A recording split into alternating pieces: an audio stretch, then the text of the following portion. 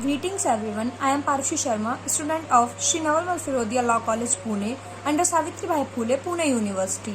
I am going to discuss on a topic arrest.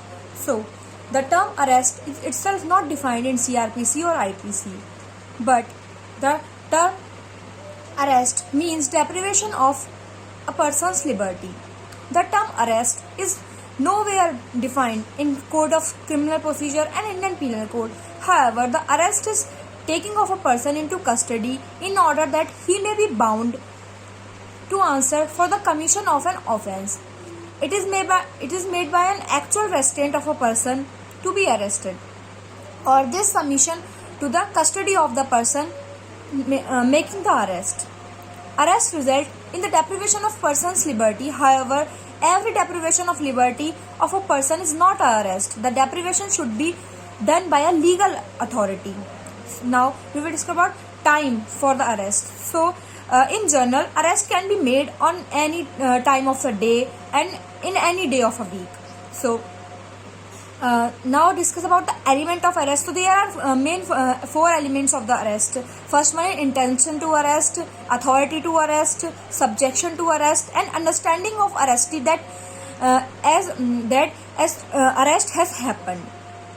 And there are two main types of arrest. First one is arrest with warrant and second arrest without warrant. So first one is arrest made in the pursuance of a warrant which is issued by a magistrate. But in some emergency cases, arrest made without warrant but made in pursuance of legal provision permitting such arrest. The first thing that comes to our mind is what is warrant. So warrant is a legal process issued by a competent authority directing the arrest of a person upon the grounds stated there in the warrant. The police officer to whom the warrant of arrest has been handed over for implementation is accepted to arrest within 10 days. If he fails to do so, should report to the judge who issued the warrant and state the person behind such and state the reason behind such failure. And what are the objective of arrest? So there are many objectives of arrest. First one is fair trial, to conduct a fair trial, freedom to defend, to punish in case of the proven guilty, and as a preventive measure, and to remove obstacle of police in execution of their duties, and to retake a person escaped from the legal custody, and to obtain the information from the accused.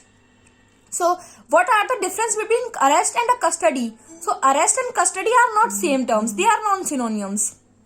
When a person is detained by an investigation officer, police or officer authorized by law or a court for interrogation, or a person himself surrender before court, then the person is in the custody of the officer. Physical control over a person or voluntary surrender before court is essential element of custody. On the other hand, in arrest, body of accused is confined and he has been realized that his liberty of movement is restrained. In every arrest, there is a custody, but it is not the case in vice versa. A person can be in custody of police when he is about to arrest. And now we will discuss about the right that are given to the arrested person. So there are several rights to a arrested person. So let's discuss them one by one. First one is right to be informed. And then right to silence, right to be released on bail, right to be taken before magistrate without delay, right regarding detention, right at trials, right to consult a legal practitioner, right to free legal aid, right to be examined by a medical practitioner, and right to produce evidences.